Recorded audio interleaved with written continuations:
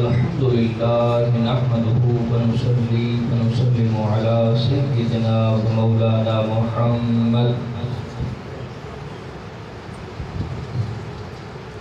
نبی الکریم الحنین الرؤوف الرحیم اما بعد فاعوذ باللہ من الشیطان الرجیم بسم اللہ الرحمن الرحیم ومن يعمل سوءا أو يظلم نفسه ثم يستغفر الله يجد الله غفورا رحيما آمنت بالله صدق الله العظيم قال الله تبارك وتعالى في شان حبيبه مخبرا وآمرا إن الله وملائكته يصلون على النبي يا أيها الذين آمنوا صلوا عليه وسلموا تسليما تمام حضرات بآواز بلند درود پاک اللهم صل على سيدنا ومولانا محمد وعلى آله وأصحاب سيدنا ومولانا محمد وبارك وسلم وصل عليه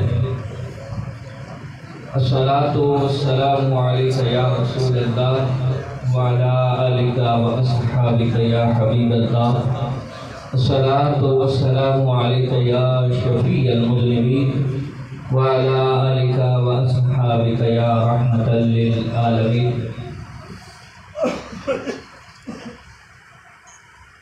بعد الحمد و ثنا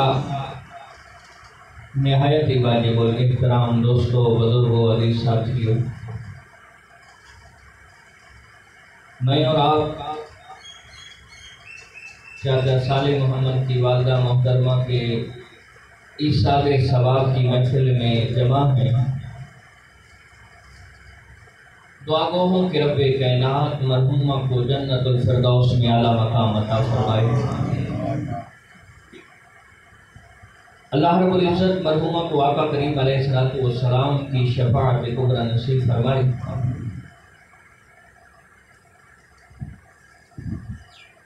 علی جناب جو آیات کریمہ جناب کے سامنے رکھی ہے، اسی کے پیش نظر چند گزارشات اور جو وقت مجھے دیا گیا ہے اسی کے اندر میں سمیٹنے کی کوشش کروں گا۔ دعا گو ہوں کہ رب کائنات ہم سب کو قرآن پاک پڑھنے کی، پڑھ کے سمجھنے کی اور سمجھ کے عمل کرنے کی توفیق عطا فرمائے۔ مجھ سے قبل قبلہ قاری محمد رفیق صاحب حافظہ اللہ تعالی بڑے سادے لفظوں میں انتہائی قیمتی باتیں آپ کی سماعتوں کی نظر کر رہے تھے کہ جناب محترم، ہر عمل کے اندر رب کی بارگاہ کے اندر تمہاری نیت جاتی ہے، یعنی انسان نماز پڑھے، روزہ رکھے، زکوٰۃ دے، حج کرے، یہ ایسی محفلیں سجائے، لیکن شرط یہ ہے کہ صرف اور صرف اس کی نیت پاک ہونی چاہیے۔ اگر کوئی بندہ ارب روپے لگا کے پورے علاقے کو کھانا کھلائے، ایصال ثواب کی محفل بنا کے، لیکن نیت کیا ہو کہ لوگ کہیں گے کہ یار بڑا سخی آدمی ہے کہ جس نے اپنے والدین کے لیے اتنا خرچہ کیا ہے، تو میرے دوست رب کو تمہارے اس خرچے کی کوئی ضرورت نہیں ہے۔ رب تعالیٰ تمہارے دلوں کے اندر جو نیت ہے اس کو جانتا ہے اور اس کے بدلے میں اجر و ثواب دیتا ہے۔ ذرا بولیے سبحان اللہ، کیونکہ وہ علیم بذات الصدور ہے کہ انسان ہزاروں پردوں کے اندر دل کے اندر جو چیز سوچتا ہے مالک لم یزل اس سے واقف ہوتا ہے۔ اور کل قیامت کے دن حدیث پاک ہے، میرے مصطفیٰ کریم علیہ السلام نے فرمایا کہ جب قیامت کے دن لوگ رب کی بارگاہ میں حاضر ہوں گے تو کچھ لوگ حاضر خدمت کیے جائیں گے رب کی بارگاہ میں، اور وہ کون ہوں گے؟ جنہوں نے نمازیں بھی پڑھی ہوگی، روزے بھی رکھی ہوں گے، حج بھی کیے ہوں گے، زکاتیں بھی دیے ہوں گی، بہت زیادہ اچھی عمل کیے ہوں گے، لیکن جب نامہ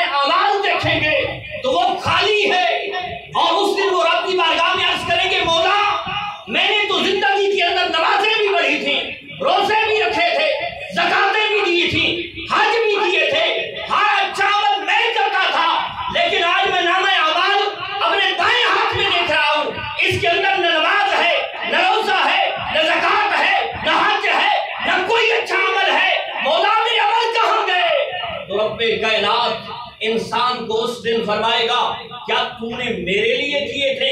تو وہ عرض کرے گا جی ہاں مولا میں تیرے لیے کیے تھے۔ تو رب کائنات انسان کی زبان کو بند کر دے گا، اس کا دل بولے گا، اس کے ہاتھ بولیں گے، اس کا ایک ایک عضو جسم کا ٹکڑا بولے گا۔ وہ کہے گا مولا نہیں، یہ نمازیں پڑھتا تھا تو لوگوں کے دکھلاوے کے لیے، یہ زکاتیں دیتا تھا تو لوگوں کے دکھلاوے کے لیے، یہ حج کرتا تھا تو لوگوں کے دکھلاوے کے لیے، یہ محفلیں سجاتا تھا تو لوگوں کے دکھلاوے کے لیے۔ تو رب کائنات اس دن فرمائے گا، اور یہ کس نے بتایا ہے؟ یہ آمنہ کے لال نے بتایا ہے کہ رب کائنات اس دن فرمائے گا جا جس کے لیے تو کرتا تھا ان سے اجر طلب کر، اس دن لوگ اجر نہیں دے سکیں گے۔ رب کائنات فرمائے گا میں تو تیری نیت سے واقف تھا، نہیں تو نے میرے لیے نہیں کیے تھے، تو نے لوگوں کے لیے کیے تھے۔ لوگوں نے تمہیں نمازی بھی کہا، لوگوں نے تمہیں پرہیزگار بھی کہا، لوگوں نے تمہیں حاجی بھی کہا، لوگوں نے تمہیں سخی بھی کہا، لوگوں نے تمہیں دنیا کے اندر بڑی عزت دی ہے۔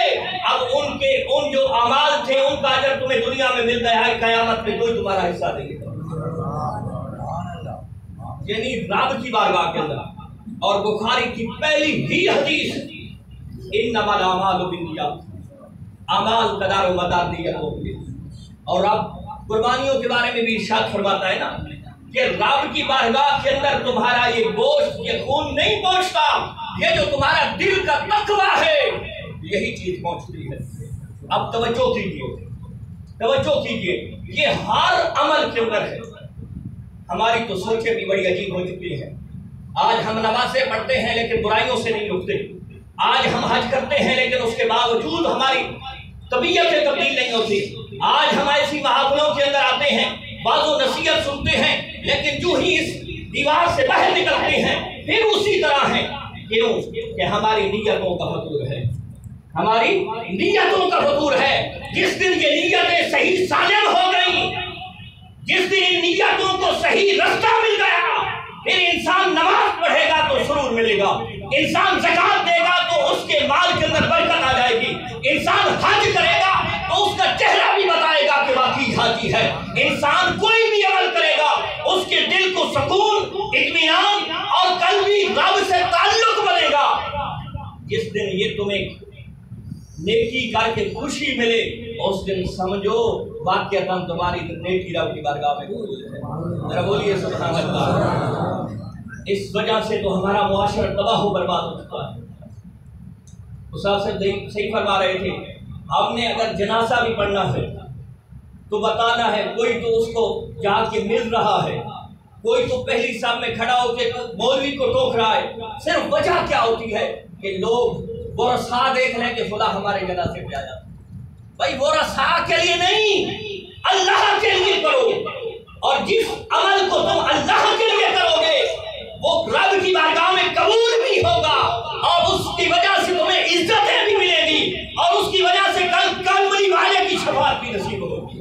نعرہ تکبیر، نعرہ رسالت، یا رسول اللہ۔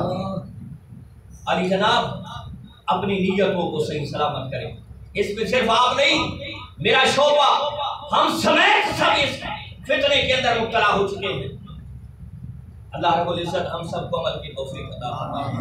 بات تھوڑی سی آگے نکل چلی ہے، میں نے جو آیات کریمہ پڑھی ہے اس پہ تھوڑی سی توجہ کیجیے۔ میں اکثر کہتا ہوں ہم نے قرآن کو صرف کتاب ثواب سمجھا ہوا ہے، کتاب ثواب ضرور ہے لیکن یہ قرآن یہ تمہیں دنیا کا رستہ بھی سمجھاتی ہے اور آخرت کا رستہ بھی سمجھاتی ہے۔ یہ کتاب ثواب بھی ہے لیکن کتاب حکمت بھی ہے، کتاب ہدایت بھی ہے۔ اس کے اندر ہر اچھے چیز اور ہر رستے کا ایک تعین کرتے ہوئے بتاتی ہے، لیکن ہم کیا ہیں، یا تو ہم ہاتھ نہیں لگاتے، یا لگاتے ہیں تو چون کی آنکھوں سے لگاتے ہیں، اس کے علاوہ نہ پڑھا ہے، نہ سمجھا ہے، نہ عمل کیا ہے۔ اسی وجہ سے پوری دنیا کے اندر آپ دیکھ لیں، پوری دنیا کے اندر ہم نیست و نابود ہو رہے ہیں، کیونکہ ہم نے دامن مصطفیٰ جو چھوڑ دیا ہے۔ ہم نے دامن مصطفیٰ کو جس دن سے چھوڑا ہے، یہ ذلتیں ہماری مقدر بن چکی ہیں۔ ہر جگہ پہ مسلمان کیوں بس رہا ہے کہ وہ صرف نام کا مسلمان نہیں گیا۔ اگر ہمارے نام کے ساتھ جو مسلمانی کا ایک ٹائٹل ہے وہ ٹائٹل اگر اس دل کے اندر ہوتا تو آپ نے سرکار کے صحابہ کی سیرت پڑھی ہے، وہ 313 تھے تو لرزتا تھا زمانہ، وہ 313 تھے اور جس طرح وہ نکلتے تھے پھر کائنات والے دیکھتے تھے، فتح بھی ان کے قدموں میں آ پڑتی تھی اور ہر طرف اسلام پھیلتا تھا۔ لیکن جس دن سے ہم نے دامن مصطفیٰ کو چھوڑا ہے، دامن قرآن کو چھوڑا ہے، دامن اسلام کو صرف اپنے لیے ایک ٹائٹل کے طور پہ رکھا ہے، اس دن پھر کیا ہوا؟ ہم بھی نام کے مسلمان ہو گئے، رحمتیں آنا بند ہو گئی، برکتیں آنا بند ہو گئی، سکون ختم ہو گیا، دل سے سرور ختم ہو گیا، گھروں کے اندر سکون ختم ہو گیا، سب کچھ ہونے کے باوجود گھر برباد ہے، سب کچھ ہونے کے باوجود گھروں سے اتفاق ختم ہو گیا ہے، سب کچھ ہونے کے باوجود گھروں سے محبتیں ختم ہو گئی ہیں، سب کچھ ہونے کے باوجود ایک دوسرے کا بھائی ایک دوسرے کے ساتھ لڑ رہے ہیں، ایک انچ زمین کے لیے، ایک مرلہ کے لیے اپنے بھائیوں کو، سگے بھائیوں کو قتل کیا جا رہا ہے، کیونکہ ہم نے دامن قرآن کو جو چھوڑا ہے، دامن اسلام کو جو ہم نے چھوڑ دیا ہے۔ ہماری اپنی رسمیں ہیں، ہمارے اپنے رواج ہو چکے ہیں، ہمارا ایک اپنا رستہ بن چکا ہے، اور اس کی ایک وجہ یہ بھی ہے کہ ڈائریکٹ تو قرآن آ نہیں سکتا، ہم نے علماء کا ادب بھی ختم کر دیا ہے۔ ہمارا جب سے علماء کے ساتھ تعلق ختم ہوا ہے، اگر کوئی مولوی تقریر اچھی کر رہا ہو، اسی جگہ پہ مسجد کے اندر بیٹھے ہوئے ریتیں شروع ہو جاتی ہیں کہ یہ دیکھیں بس یہ ٹائم ختم کریں، حالانکہ اصل مقصود ہے قرآن کو پڑھیں، سمجھیں اور پھر عمل کریں۔ جب آپ علماء کو سنیں گے بھی نہیں تو کیسے آپ کو قرآن آئے گا؟ علی جناب، اب آؤ جو آیت کریمہ پڑھی ہے، سورہ نساء کی آیت نمبر 110، رب کائنات نے کتنے خوبصورت انداز میں انسان کو ایک بونس دیا، ایک اچھی آفر دی ہے، فرمایا وَمَنْ يَعْمَلْ سُوءًا أَوْ يَظْلِمْ نَفْسَهُ، اور وہ شخص جس نے کوئی برا کام کیا، سوءً، وَمَنْ يَعْمَلْ سُوءًا، وہ شخص جس نے کوئی برا کام کیا، اور یظلم نفسہ، یا اپنی جان پہ ظلم کیا، ثم یستغفر اللہ، پھر رب کی بارگاہ میں توبہ کرے، استغفار کرے، پھر دنیا کا مقام نہیں ہے۔ میں اکثر کہتا ہوں دنیا کے ایک نظام ہے کہ اگر کسی انسان سے غلطی ہوتی ہے نا، وہ ساری زندگی لوگ یاد رکھتے ہیں، پھر وہ چلا جائے، اس کی اولاد آ جائے، لوگ کہتے ہیں اس کے باپ نے خدا کیا تھا، یعنی باپ کو نہیں بھولتے، بلکہ وہ بھی چلا جائے تو لوگ کہتے ہیں اس کے دادا نے ایسا کیا تھا۔ دنیا والے غلطیاں نہیں بھولتے، لیکن رب کیا قرآن میں فرماتا ہے، فرمایا کسی نے اگر برا کیا یا اپنی جان پہ ظلم کیا، یعنی گناہ کر بیٹھا، تو فرمایا پھر کیا ہوا؟ اس کو یہ سوچ آ گئی یار اچھا نہیں ہوا، یہ تو برا ہو گیا ہے، پھر وہ رب کی بارگاہ میں آ کے جھک گیا، مولا غلطی ہوئی ہے، مولا میں گناہ گار ہوں۔ پھر رب کائنات نے فرمایا کہ جب اس نے توبہ و استغفار کیا تو یہ نہیں ہے کہ اس کو دھتکار دیا جائے گا، دنیا کا قاعدہ قانون نہیں ہے کہ دنیا والے نہیں بھولتے، فرمایا نہیں، جتنا بڑا گناہگار کیوں نہ ہو۔ یہاں ایک حدیث پاک سنیں اور پھر انشاءاللہ اس آیت کا سمجھ بھی آئے گی۔ میرے مصطفیٰ کریم علیہ السلام نے فرمایا کہ ایک انسان ہے جس نے اتنے گناہ کیے کہ ریت کے ذرات سے بڑھ کے اور درختوں کے پتوں سے بڑھ کے، پانی کی قطرات سے بڑھ کے، حتیٰ کہ وہ گناہ کرتا رہا، زمین بھر گئی، اور پھر گناہ کرتا رہا، آسمان تک پہنچ گئے، یعنی اتنا بڑا گناہ گار کہ زمین بھی گناہوں سے بھری ہوئی ہے، آسمان تک گناہ پہنچے ہوئے ہیں، لیکن ایک دن جو خیال آیا کہ یار اتنے گناہ کیے ہیں، آج رب کی بارگاہ میں جھکتے ہیں، اس نے رب کی بارگاہ میں آ کے توبہ کی تو رب کائنات کے پیارے رسول فرماتے ہیں رب کائنات اس کے سارے گناہوں کو بخش دے گا۔ نعرہ تکبیر، نعرہ رسالت، نعرہ حیدری، نعرہ تحقیق، سبحان اللہ سبحان اللہ۔ یعنی اتنا بڑا گناہگار، دنیا والے تو ایک بات نہیں بھولتے بلکہ دنیا کو چھوڑیں، اولاد ہو والدین نہیں بھولتے۔ وہ ایک شاعر نے بڑے خوبصورت جملوں میں کہا ہے کہ ایک گناہ جو میرا ماں پیو ویکھے تیرے میں دیر سے نکالا، ایک گناہ جو میرا ماں پیو ویکھے تیرے میں دیر سے نکالا، لاکھ گناہ جو میرا مولا ویکھے تے پردے پاون والا۔ یعنی اس دنیا کو دیکھیے، والدین سے بڑھ کے تو کوئی محبت کرنے والا نہیں ہوتا، لیکن ایک گناہ اگر وہ بھی دیکھ لیں تو کہتے ہیں بیٹا نہیں، تمہاری اس گھر میں رہنے کی کوئی ضرورت نہیں ہے، جاؤ لیکن اس کریم رب کا کرم تو دیکھیے، لاکھوں نہیں کروڑوں نہیں اربوں گناہ دیکھ کے پھر بھی اس نے پردہ ڈال رکھا۔ پردہ ڈالا نہیں ہے بلکہ لوگوں کو بھی حکم دیا ہے۔ میرے مصطفیٰ کریم علیہ السلام کی حدیث پاک ہے کہ جو دنیا میں اپنے مسلمان بھائی کے کسی گناہ پہ، کسی غلطی پہ، کسی نازیبا چیز پہ پردہ ڈالتا ہے، رب کائنات قیامت کے دن اس کے گناہوں پہ پردہ ڈالے گا۔ یعنی ہمیں بھی سکھایا گیا ہے۔ آج تو ہم جس معاشرے کا حصہ ہیں، کس حالات میں ہیں، گناہ ہوتا ہی نہیں ہے، ظلم اور جرم ہوتا بھی نہیں ہے، لیکن ہم ہر چوک چوراہے پہ بیٹھ کے کیا کیا کر رہے ہوتے ہیں۔ حالانکہ اسلام ہمارا کیا کہتا ہے؟ اسلام کہتا ہے کہ غیبت نہ کرو۔ غیبت کیا ہے؟ کسی کے اندر وہ گناہ ہو، جرم ہو، وہ ظلم کرتا ہو، یعنی وہ غلطی اس کے اندر ہے لیکن اس کے پیٹھ پیچھے کسی کے سامنے بیان کرنا، یہ غیبت ہے۔ میرے مصطفیٰ نے فرمایا غیبت کرنے والے کی اس دن بخشش نہیں ہوگی جس دن ساروں کی بخشش۔ یعنی اتنا اسلام سنوارتا۔ پھر آؤ اپنے موضوع کی طرف کہ جس کے اتنے گناہ زمین بھر گئی، آسمان تک پہنچ گئے، اور پھر اس نے کیا کیا؟ اس نے رب کی بارگاہ میں آ کے اپنے گناہوں کی معافی مانگ لی، توبہ کر لی۔ اور توبہ بھی کیسی؟ توبہ کیا ہے؟ فرمایا الندامۃ علی الماضی، پچھلے گناہوں پہ نادم ہونا، شرمندہ ہونا، شرمندہ ہو کے رب کی بارگاہ میں مولا میں گناہ گار، صرف زبان سے نہیں، صرف دکھلاوے کے لیے نہیں، اندر سے۔ اور میرے مصطفیٰ نے فرمایا سچی توبہ کی مثال کیا ہے؟ سچی توبہ کی یہ مثال ہے کہ جس طرح دودھ کھیری سے، تھنوں سے نکل گیا ہو اور پھر واپس تھنوں کے ذریعے کھیری میں نہیں جا سکتا، مومن وہ ہے جو توبہ کرے تو پھر بعد میں جس طرح وہ کھیری میں دودھ نہیں جا سکتا، اسی طرح اس کے اندر گناہ نہ جائے۔ ذرا بولیے نا یار سبحان اللہ۔ اب آؤ پھر آیت کریمہ کی طرف۔ فرمایا ثم یستغفر اللہ، گناہگار تھا، سیاہکار تھا، خطاکار تھا، بدکار تھا، سب کچھ ہونے کے باوجود وہ رب کی بارگاہ میں آیا اور پھر رویا۔ میرے مصطفیٰ کریم علیہ السلام کی حدیث پاک سنیے، پھر یہ آیت بہت زیادہ سمجھ آئے گی۔ میرے مصطفیٰ کریم علیہ السلام نے فرمایا کہ جو بندہ رب کی بارگاہ میں پہنچ کے رب کے خوف کی وجہ سے رویا، اور بہت زیادہ نہیں رویا کہ اس کے کپڑے گیلے ہو گئے یا زمین گیلی ہو گئی، نہیں، وہ اتنا رویا کہ صرف آنکھ سے مکھی کے سر کے برابر آنسو نکلا۔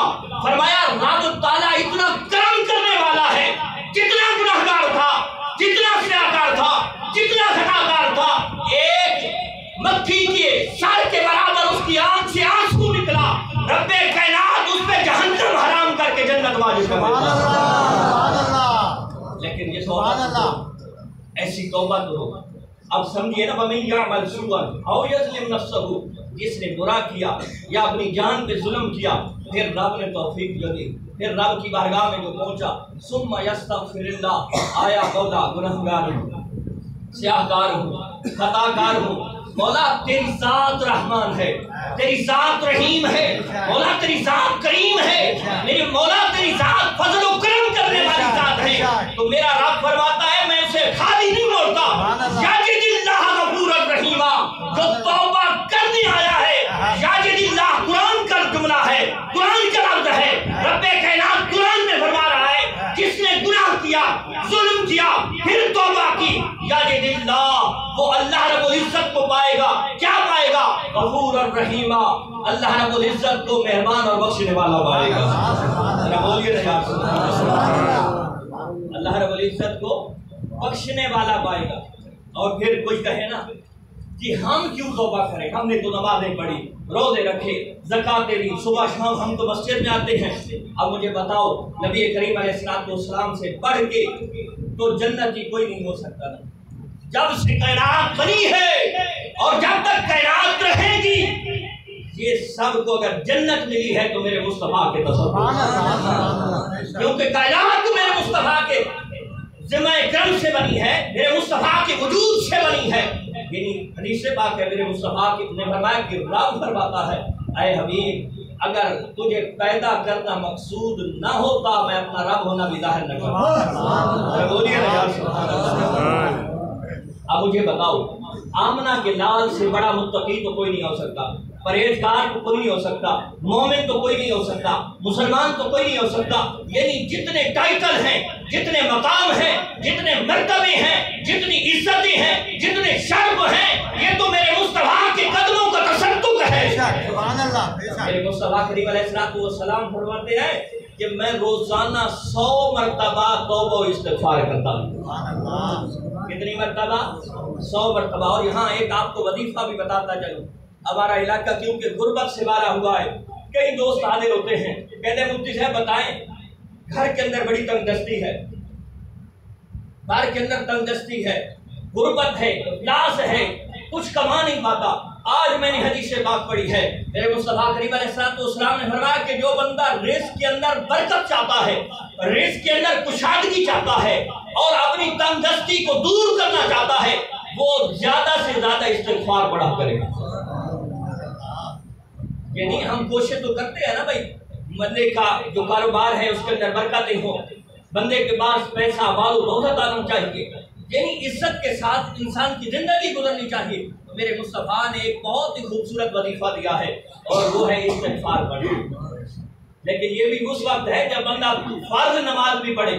کوئی بندہ سارے دن تسبیح لے کر استغفار تو پڑھتا رہے لیکن نماز نہ پڑھے تو پھر اس کا کیا فائدہ؟ وہ تو ایک بڑی عام سی مثال ہے نا، بھئی کوئی بندہ ملازم ہے اور اسی ملازمت میں اوور ٹائم بھی لگتا ہے، لیکن وہ اصل ملازمت نہیں کرتا، اوور ٹائم کرتا ہے، تو کیا اسے تنخواہ ملے گی؟ نہیں ملے گی۔ یہ کامن سینس کی بات ہے۔ جب اصل ڈیوٹی نہیں کرتا تو اوور ٹائم کس طرح لگائے گا؟ کہتی ہمارا ملک پاکستان ہے، یہاں سب چلتا ہے، لیکن اوور آل کامن سینس کی جو بات ہے اوور آل کی بات ہے، یعنی یہاں یعنی جو ڈیوٹی کرے گا اس کو اوور ٹائم ملے گا، تو ڈیوٹی فرائض کو پورا کرنا، اس کے بعد یہ وظائف ہے۔ اب آؤ آخری بات اور پھر اپنی گفتگو کو سمیٹتے ہیں۔ یعنی یہ جو طویل موضوع ہے، میں نے اس پہ بہت زیادہ تیاری کر رکھی تھی، لیکن کیا کریں، جو وقت دیا گیا اسی پہ ہم نے اختتام بھی کرنا ہے۔ نبی کریم علیہ السلام کی حدیث پاک سنیے، اور پھر ہر انسان کو کوشش کرنی چاہیے کہ اپنی زندگی کے اندر نبی علیہ السلام ویسے بھی جو انسان کامیاب کامران اس دنیا پہ عزت مقام شرف چاہتا ہے اور قیامت کے دن اپنے لیے جنت چاہتا ہے، اپنی کامیابی چاہتا ہے، تو اس کے لیے لازم ہے کہ وہ نبی علیہ السلام کے نقش قدم پہ چلے۔ اب آپ میرے مصطفیٰ نے کیا فرمایا ان النبی قال کل ابن آدم، نبی کریم علیہ السلام نے فرمایا ہر ابن آدم خطاء گناہگار ہے، سیاہ کار ہے، یعنی گناہ کرنے والا ہے۔ انسان نہ چاہتے ہوئے کہ گناہ روزانہ کر بیٹھتا ہے۔ اور ویسے بھی احتساب، میں نے ایک جگہ پہ تقویٰ کی تعریف پڑھی تھی کہ تقویٰ کیا ہے۔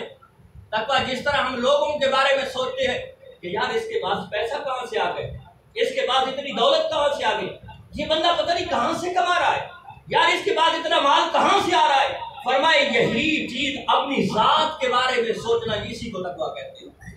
ذرا بولیے سمجھ آئیے نا؟ سمجھ آئیے؟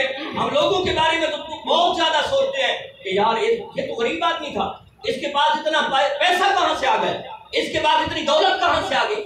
یہ اس کا مسئلہ ہے، حلال ہے حرام ہے، یہ اس کا مسئلہ ہے۔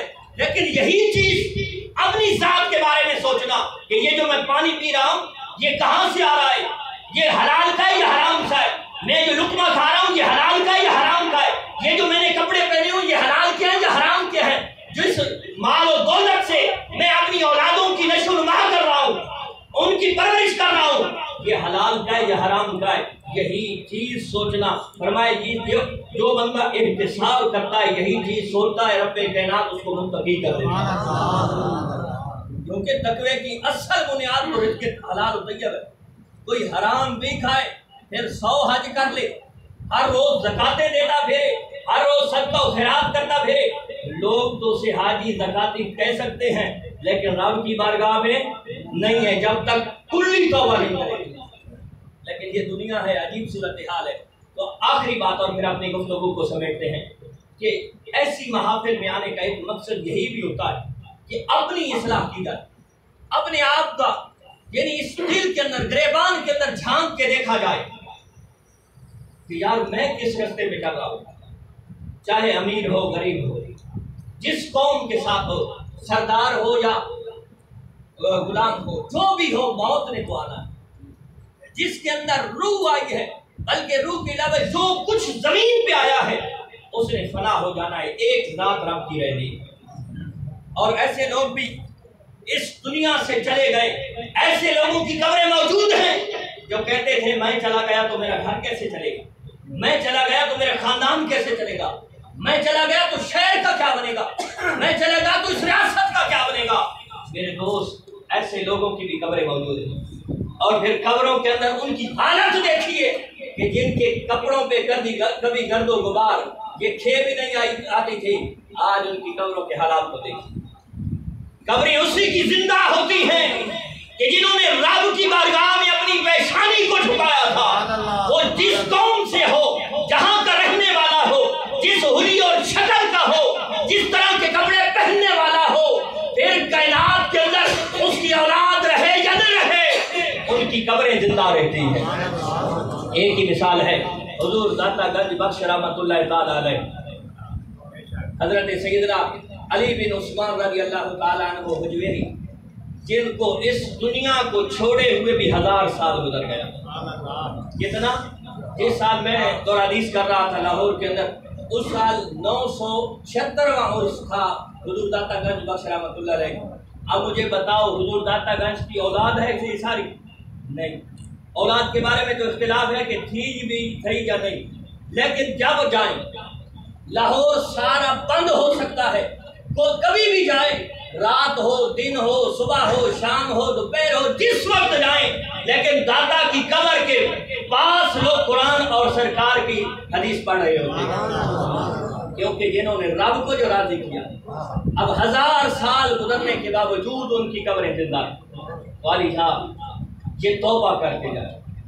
توبہ کیسی ہے؟ میں نے بات کی ہے نا، اب ندامت ولا الماضی، کہ اپنے گزرے ہوئے پہ نادم ہونا، شرمندہ ہونا، رب سے معافی مانگنا، رب تعالیٰ کی بارگاہ کے اندر توبہ و استغفار کرنا، اور فرمایا وَالْإِقْلَاءُ عَلَى الْحَالِ، اور اپنے جو دن گزر رہے ہیں ان کے اوپر نظر رکھنا، اس زندگی سے گناہوں کو بے کنی، یعنی گناہوں کو جڑ سے ختم کرنا، اور وَالْعَزْمُ عَلَى الْعَوْدِ عَلَى عَدْمِ الْعَوْدِ فِي الْإِسْتِقْبَالِ، اور آنے والے دور کے اندر یہ ارادہ، پختہ ارادہ اور عزم کر کے رکھنا کہ میں گناہ نہیں کرتا۔ والی جناب، گناہ گار ضرور ہوتے ہیں، لیکن سرکار کی حدیث یاد ہے، فرمایا خیر الخطائین توبۃ، کہ جس سب لوگ خطا گار، سیاہ کار، گناہ گار ضرور ہوتے ہیں، لیکن گناہ گاروں میں بھی بہتر وہ ہوتے ہیں جو توبہ کر لیتے ہیں۔ اللہ رب العزت ہم سب کو توبہ کرنے کی توفیق عطا فرمائے، ہم سب کو سرکار کریم علیہ السلام کی سیرت کے مطابق زندگی گزارنے کی توفیق عطا فرمائے۔ خصوصاً جس مقصد کے لیے میں اور آپ یہاں جمع ہوئے ہیں، مولا پاک چاچا صالح محمد کی والدہ محترمہ کو جنت الفردوس میں اعلیٰ مقام عطا فرمائے، اور ان کی قبر کو طاعت نگاہ وسیع فرمائے۔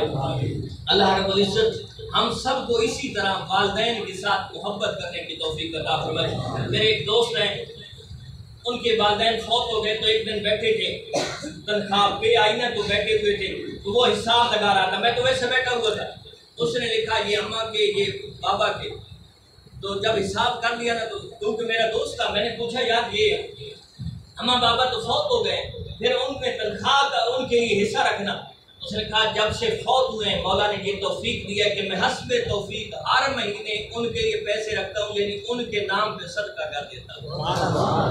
والی جناب لازم نہیں ہے کہ آپ لے کے پکائیں، جو آپ کی توفیق ہے، اور رب تعالیٰ کے فضل و احسان سے میں اپنی جگہ پہ مسجد و مدرسہ بنا رہا ہوں، جس کی جتنی توفیق ہو۔ میں یہاں چندہ نہیں کر رہا، یہ آپ کو ایک رستہ بتا رہا ہوں۔ سرکار کریم علیہ السلام کی حدیث ہے نا، میرے مصطفیٰ نے فرمایا کہ جس نے کوئی اچھے کام کی ابتدا کی اور بعد میں آنے والوں نے اس پہ عمل کیا، ابتدا کرنے والوں کی بھی اجر ملے گا، اور جب تک لوگ اس پہ عمل کرتے رہیں گے ان کو بھی اجر ملتا رہے گا، اور ان کی اجر کی اندازہ ابتدا کرنے والے کو بھی ملتا رہے گا۔ والی جناب ہم مسجد و مدرسہ بنا رہے ہیں، جس کی جتنی توفیق ہو وہاں آ کے تعاون کر دے۔ مولا پاک ہم سب کو دین اسلام کی خدمت کرنے کی توفیق عطا فرمائے۔